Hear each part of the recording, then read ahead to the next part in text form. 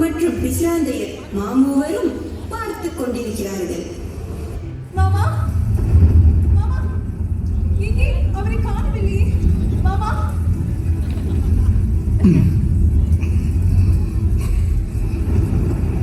ஒரு மீன், ஒரே மீன் அகப்படாதா எனக்கு?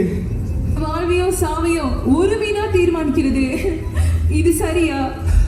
இதுதான் சரி. குட்டை கரை நோக்கி விரைந்து சென்று வலையை வீசுகின்றான் உடையப்பன். அதே நேரம் ஓடைப்பூவும் கரை நோக்கி சென்று தன் இருக்கையும் ஏந்தி இதற்குள் வீசிய வலையை இழுத்து பார்க்கிறான். ஓடைப்பூவும் ஓடி வந்து பார்க்கிறான். ஒரு மீன் கூட இல்லை. துன்பத்தால் வான் ஏறுகின்றது ஓடைப்பூவின் முகம். தலைமேல் அணைக்கின்றன அவள் இருக்கைகள். ஒண்ணும் இல்லையா? இரு இரு, இன்னும் 2 தடவை போட்டு பார்க்கலாம். ஐயோ, ஒரு மீன் கூட கிடைக்காதா? வலை இழுக்கப்படுகின்றது. இருவராலும் ஒரு வராலும் இல்லை, ஒரு கெண்டையும் இல்லை. விடு, இன்னும் 1 தடவை போட்டு பார்க்கலாம். மீண்டும் வலை வீசுகின்றான். என்னடி இது? இழு இழு. மாமா, குட்டையிலிருந்து எல்லா மீனும் மாட்டிக்கிச்சு மாமா. இழுக்கிறார்கள், முடியவில்லை. நான் வேண்டினா இல்லையா? அதனால எல்லா மீனும் வந்து பள்ளியில மாட்டிக்கிச்சு மாமா. பாத்தீங்களா? இருவரும் சேர்ந்து மீண்டும் இழுக்கின்றார்கள், முடியவில்லை. சோர்ந்து நிற்கின்றார்கள். இனி நாம் சும்மா இருத்தல் கூடாது. துணி புரிய வேண்டும் அந்த தூயவர்களுக்கு. நானும் வர வேண்டுமா? இல்லை அச்சே, நானும் மேற்படியாக மட்டும் செல்கிறேன். இருவரும் போகின்றார்கள். இதை இழுக்கிறதுக்கு கொஞ்சம் கை கொடுங்க. கிடைப்பதில் எங்களுக்கு பாதி. இருக்கட்டும், இழுங்க இழுங்க. அனைவரும் இழுக்கின்றார்கள். ஒரு பெரும் பெட்டி வலைக்குள் காட்சி அளிக்கின்றது. பேரை பேரை. ஐயோ, அப்ப இது மீன் இல்லையா? மீனும் உண்டு, உனக்கு வாழ்வும் உண்டு மகளே. என்ன இது ஆந்திரை? எனக்கும் ஒன்றும் புரியவில்லை அரசரே. அமைச்சரை அழையுங்கள், இருவரையும் அரண்மனைக்கு அழைத்து வாருங்கள். விசாரணை தொடங்கட்டும். என்னவென்றால், பெட்டியில் பெண்ணுடன் கேட்டு 3 நாட்களாகியும் யாரும் அந்த பெண்ணை பற்றி எந்த ஒரு தகவலும் கொடுக்காதனாலோ, குற்றத்தை ஒப்புக்கொள்ளாதனாலோ, கடமையிலிருந்து தவறி தானே முன்வந்து தூக்கில் ஏற அமைச்சர் தயாராகியுள்ளார். நாளை வரை நேரம் உள்ளது. குற்றம் செய்தவர் யாராயினும் வந்து ஒப்புக்கொள்ளுமாறு அரசர் கேட்டுக்கொண்டார். பாண்டிய நாட்டில் இரக்கமுள்ள ஒருவராக இருந்தால் குற்றத்தை ஒத்துக்கொள்ள வேண்டும். அமைச்சர் மாண்டு போவார்.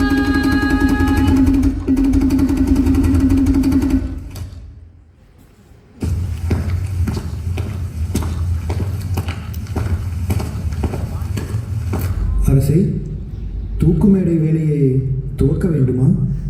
என்னை கேட்பதாவது? அங்கே அமைச்சர் இருப்பார், அவரையே கேட்டுக்கொள்வேன். விரைவாக செல்லுங்கள்.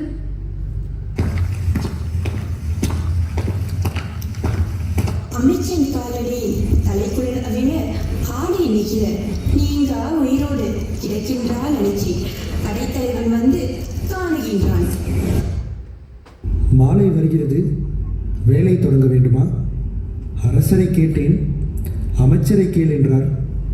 பாண்டிய நாடு பேரழிவு கொள்ள வேண்டுமா? வேறு வழியே இல்லையா? படைத்தலைவன் கண்ணீர் சிந்தியபடி தலை குனிகின்றான். தூக்குமேடை வேலை தொடங்கப்பட வேண்டும், விரைவில். படைத்தலைவன் போகின்றான். கண்ணீர் வருகின்றான். வீழ்ந்து கிடக்கும் அனிச்சையை தூக்குகின்றாள். தூக்கில் ஏறும் முன் தலைமொழி வர வேண்டும் என்று சொல்லி போகின்றார் அம்மா.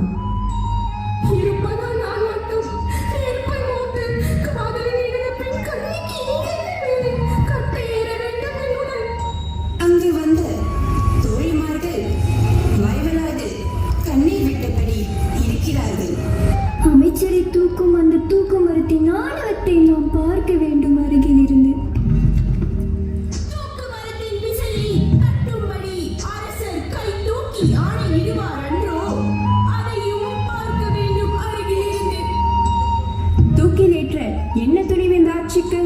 அடுக்காதது செய்யும் அரசர் முகத்தையும் பார்க்க வேண்டும் நாம் அருகில் இருந்து. அஞ்சுதல் வேண்டாம் அம்மையே, தூக்குமேடையை நோக்கி செல்வோம். அஞ்சையை தன் தோளில் தாங்கியபடி நடக்க மற்றவரும் உடன் செல்கிறார்கள்.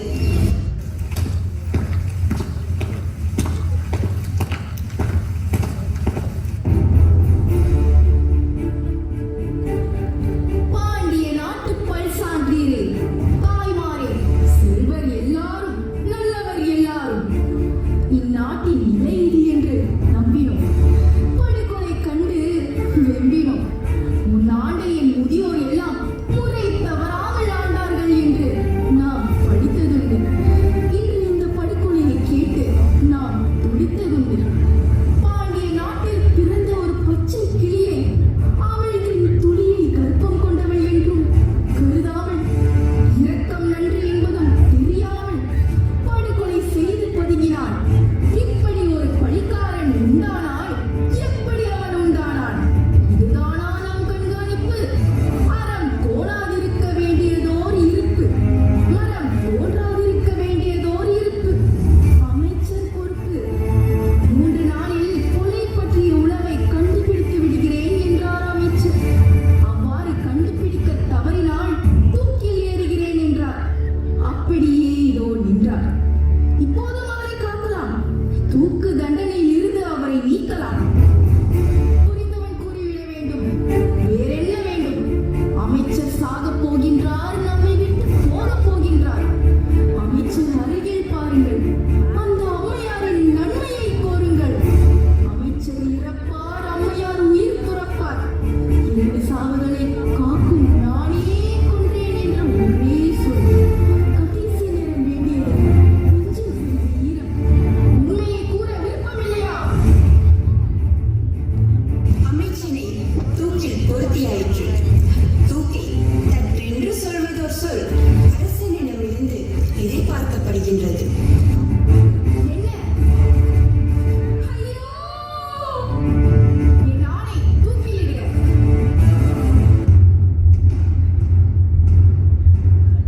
மன்னா, நான் கொலை செய்தேன்.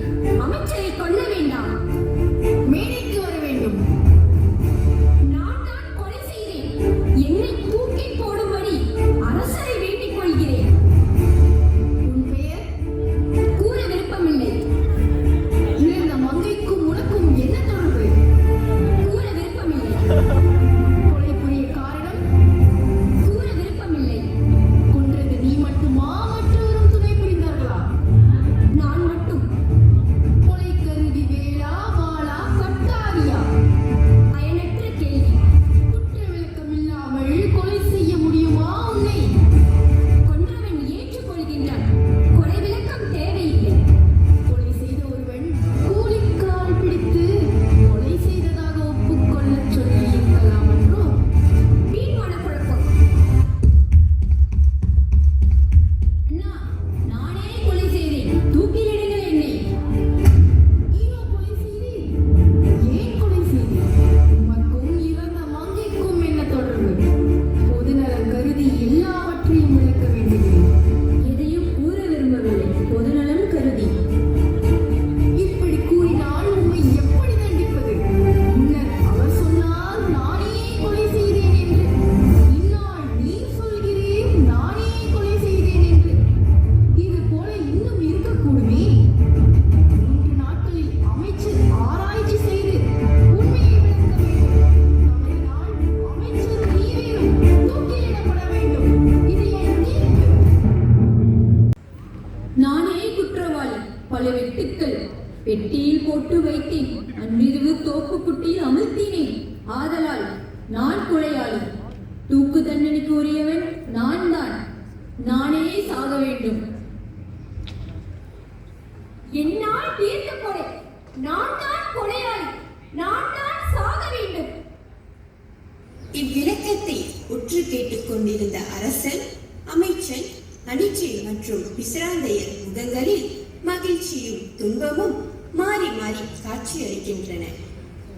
தீர்ப்பு பின்னர் அறிவிக்கப்படும். குற்றம் செய்தவர்களை மறைக்க நாங்கள் தான் குற்றவாளிகள் என்று இவர்கள் சொல்லியிருக்கவும் கூடும். நான் எண்ணியதும் அதுதான். 2 குற்றவாளிகளும் ஒரே நேரத்தில் பார்க்கும்படி செய்யலாகாது.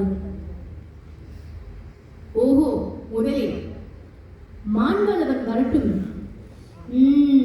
வந்த பின் அவனை சூழ்ந்தபடி 2 புது வீரர்கள் இருக்கும்படி செய்ய வேண்டும். அவ்வாறே ஆகட்டும். படைத்தலைவரே, ஏற்பாடு செய்க.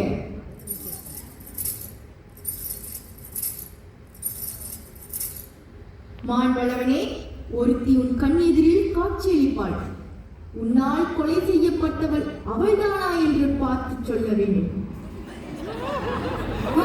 பச்சைக்கிளி,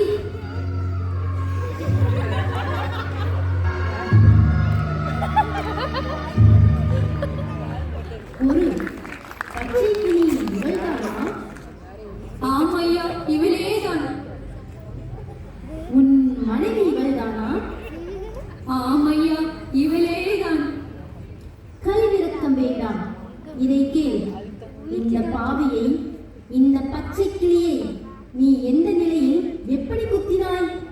அதுபோல இப்போது நீ செய்து காட்ட வேண்டும். ஐயோ ஐயோ, அவையத்தார்களே, அரசர் பெருமானே, நான் அவ்வாறு செய்ய மாட்டேன். என் மனைவியை துன்புறுத்த சொல்லாதீர்கள். அவள் உரு அமைந்த மரக்கட்டையை துன்புறுத்தவும் ஒப்பாத நீ உயிரோவியத்தையே படுகொலை செய்தாயே அப்பா. கொடியவன் நான் தொலைய வேண்டும். என் போன்ற கொடியவர்களை பாண்டிய நாடு சுமக்க கூடாது. நான் உயிரோடு இருந்தால் என் மனம் தொல்லை ஆறாது. அப்படியானால் அவளை கொலை செய்தது போல செய்து காட்ட மாட்டாயா? நினைத்தாலே நெஞ்சு வெடித்து விடும் போல் இருக்கின்றதே. அப்படியானால் புண்படுத்தப்பட்ட நிலையில் அவளை நீ பார். இப்படிதான் அவளை வெட்டி சிதைத்தேன் என்று ஒப்புக்கொள்.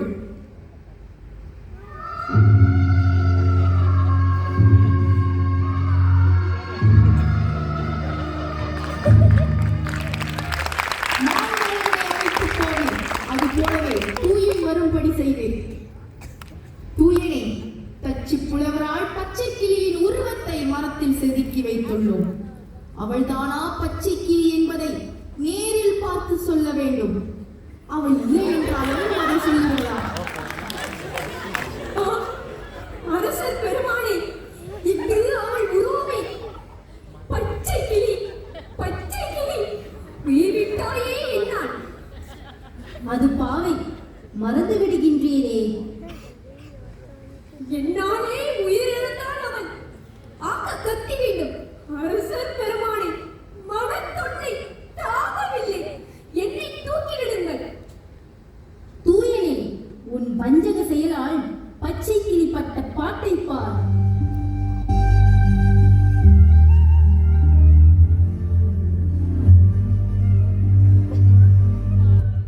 ஐயோ, கற்புக்கரசினி, உன் கற்பில் ஐயம் படும்படி செய்தேன் நான்.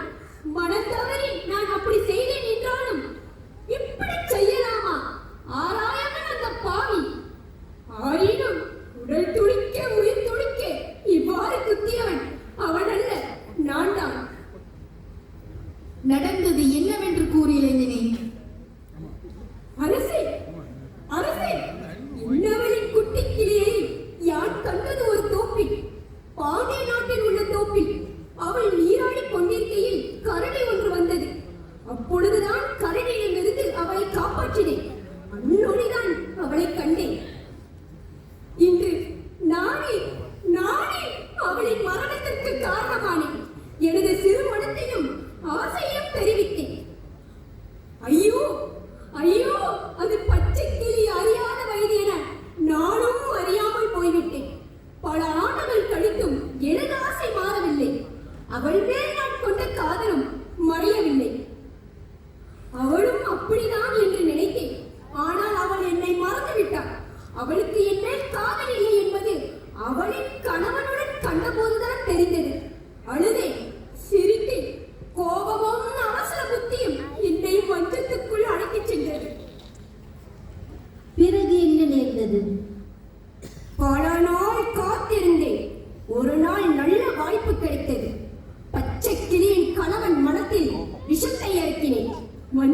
செய்யலாம். அவளை நானே கொன்றேன்.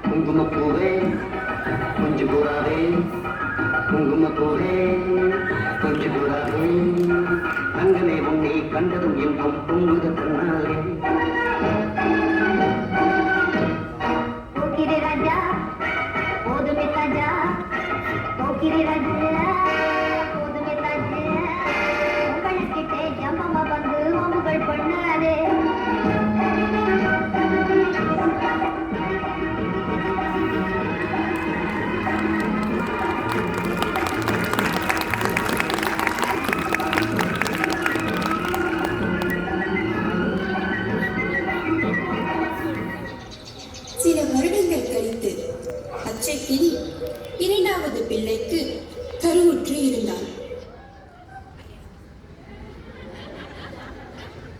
பச்சை, இருண்டுயிர் உடையவள் நீ. என்ன வேண்டும்? ஆசைப்பட்டதை கேட்க வேண்டும். உள்ளதை மறைக்காதே. இரண்டாவது பிள்ளைக்கு தாயாக போகின்றாய், இன்னும் நாணத்தரசாகின்றாய். முந்தா நாள் செந்தாலை வேண்டும் என்றாய், இந்தா என்று கொண்டு வந்தேன். மகிழ்ந்தாய் அல்லவா? அது கண்டு நானும் மகிழ்ந்தேன் இல்லையா? இழந்த கனி வேண்டும். இந்த ஆசை இயற்கையானதுதான். எனக்கும் அப்பா. உனக்கு இல்லாமலா? போய் வருகிறேன் பச்சை, விழிப்போடு இரு. பொன்னன் பள்ளிக்கு போக மாட்டேன் என்கின்றானே. தம்பி, பள்ளிக்கு போக வேண்டும் தெரியுமா? இழந்த பணம் பள்ளிக்கு போடாதா? இழந்த பணம் கொடுத்தால்தான். சிறுவர்களை வைத்துக் கொண்டு எதுவும் பேசக்கூடாது. இழந்த பணம் கொண்டு வருகிறேன், நீ பள்ளிக்கு போய் வா. என்ன? நான் போய் வருகிறேன். சிறிது நேரம் கழித்து கணவன் வந்து கதவை தட்டுகிறான். பச்சைக்கிளி, இதோ வந்துவிட்டேன். உள்ளே வரும்போது அங்கு யார் சண்டை கட்டு? கலகலத்துக்கதும் காற்று வசத்தால் அப்படித்தான். ஆமாம், அது என்ன அத்தான் கையில்? மாறு காலம். இலந்தைக்கனி இவ்வளவுதான் கிடைத்தது. இந்த 5 தான். அதில் தம்பிக்கும் ஒன்று கொடும். பச்சை கிளி ஒரு பழத்தை பொன்னனுக்கு கொடுத்துவிட்டு மற்ற 4 பழத்தையும் தலையணை கீழ் வைக்கிறாள்.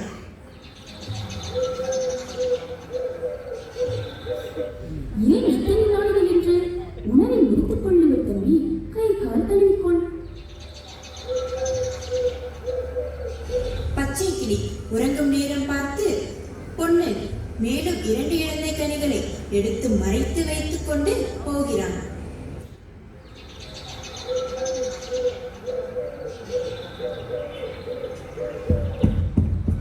தம்பி, இங்க வா. சரி, இதோ வந்து விடுகின்றேன். அது என்ன தம்பி கையில்? இங்க வா, காட்டு. இழந்த பழம் 5 கொண்டு வந்தாங்க. எனக்கு 1 கொடுத்தாங்க. மீதியை அம்மா வாங்கி அப்புறம் உண்ணுவதாக சொல்லி தலையில அடியில வச்சுக்கிட்டு தூங்குறாங்க. நான் அவங்களுக்கு தெரியாம 2 எடுத்துக்கிட்டு வந்துட்டேன். ஆனா பழம் நல்லா இல்ல. எனக்கு கொடுத்து விடு. சரி, இந்தாங்க, எடுத்துக்கோங்க. மற்றொரு புறம் முன்மாலை தெருவில் தன் கையில் உள்ள 2 இலந்தை கனிகளையும் வெளிப்படையாக காட்டியபடி அவைகளை உற்று ஆராய்வான் போல தாடிக்காரன் நடந்து செல்கிறான். எதிரில் பச்சை கிளியின் கணவன் வருகின்றான். இலந்தை கனிகளை அவன் பார்க்கின்றான். ஐயா, இலந்தை கனிகளா? இன்னும் கிடைக்குமா? எங்க கிடைத்தன? ஒருத்தி வழியாக கிடைத்தவன் படிப்பு. அவள் கணவன் 5 பழம் தேடி பிடித்து அவளுக்கு தந்தாள். அவள் அவற்றில் ஒன்றை தன் பையனுக்கு கொடுத்துவிட்டு மீதி 4ஐ வைத்திருந்தாள். அதில் 2 எனக்கு கொடுத்தாள். அப்போதே அவளுக்கு சொன்னேன், நீதான் கருத்தாகி இருக்கின்றாய், உனக்கு தான் இருந்து மேல் ஆசை என்று. அவள் கேட்கவில்லை. நான் மறுத்தால் அவள் வருந்துவாள். மக்களே, அமைச்சரே, பாவேந்தர் பிசிராந்தியரே, தோழர்களே, பச்சை கிளியை படுகொலை செய்தவன் அவள் கணவனாகிய மான்வளவன் என்றும், அவ்வாறு கொலை செய்யத்தக்க புதிய உள்ளத்தை அவனுக்கு உண்டாக்கியவன் சோழ நாட்டு தூயவனுமே ஆவார். இப்பெரும் குற்றம் புரிந்தவர் மான்வளவனும் தூயனுமே. ஆயினும் அவர்கள் குற்றத்தை உணர்கின்றார்கள். அது பற்றி அவர்கள் முக்கில் ஏறவும் துணிகின்றார்கள். இங்கு ஆராய வேண்டியது என்னவெனில், குற்றவாளிகளின் வாய்ப்பிறப்பை மட்டுமே கொண்டு இவர்கள் குற்றவாளிகள் என்று முடிவு கட்டிவிடலாமா என்பதுதான். அமைச்சரே, குற்றவாளிகள் இவர்கள். இதில் எனக்கு எந்த ஐயமும் இல்லை. உங்களுடைய கருத்து என்ன பாவேந்தரே? குற்றம் செய்தவர்களை மறைக்க நாங்கள் தான் குற்றவாளிகள் என்று இவர்கள் சொல்லியிருக்கவும் கூறுமே. நான் எண்ணியதும் அதுதான்.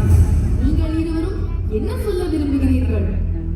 படுகொலை செய்ய தூண்டிய பாவினா நிகழ்த்திய தீச்செயலை என் நெஞ்சு தாங்கவில்லை. இன்பமான சாவை எனக்கு கொடுக்க வேண்டும். நானா வாழத் தகுந்தவன், நீரா சாக தகுந்தவர். என் உள்ளம் கொடியது. அதை பார்க்க முடிந்தால் பார்க்கட்டும் இந்த உலகம்.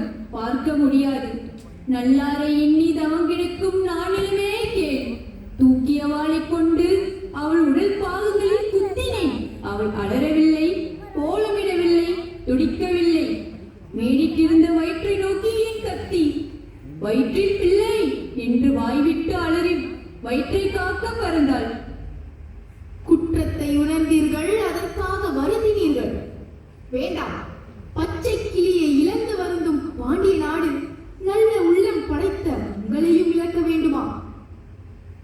அவையோரே, இங்கு நடந்த விசாரணை நிறைய மர்மத்தை விளக்கியது. மறைந்த பாண்டிய நாட்டு பச்சை கிளியை யான் என்றும் நினைவில் கொள்வோம். வஞ்ச மனத்தான் படி ஒழுக்கம் பூதங்கள் அனைத்தும் அகத்தே நகும். வஞ்சகம் செய்தது தவறாகினும் தன் மனையாளி கற்பை சந்தேகித்ததும் தீயதே. எனவே இருவர் செய்ததும் குற்றமே. குற்றத்தின் பெருந்தண்டனை குற்றத்தை உணர்வது. எனவே இருவரின் குற்றத்தை மன்னித்து விடுதலை செய்ய உத்தரவிடுகிறேன். பாவேந்தரே, இந்த வழக்கின் நினைவாக நீரில் பாண்டிய நாட்டுக்கு சொல்ல வேண்டிய அறிவுரை இருந்தால் பகிர்ந்தருள வேண்டும். உண்டு உண்டு. எல்லாரும் நல்லவராய் இருந்தால் மட்டும் போதாது. எல்லாரும் செல்வராய் போதாது மற்றும் இருக்க வேண்டியது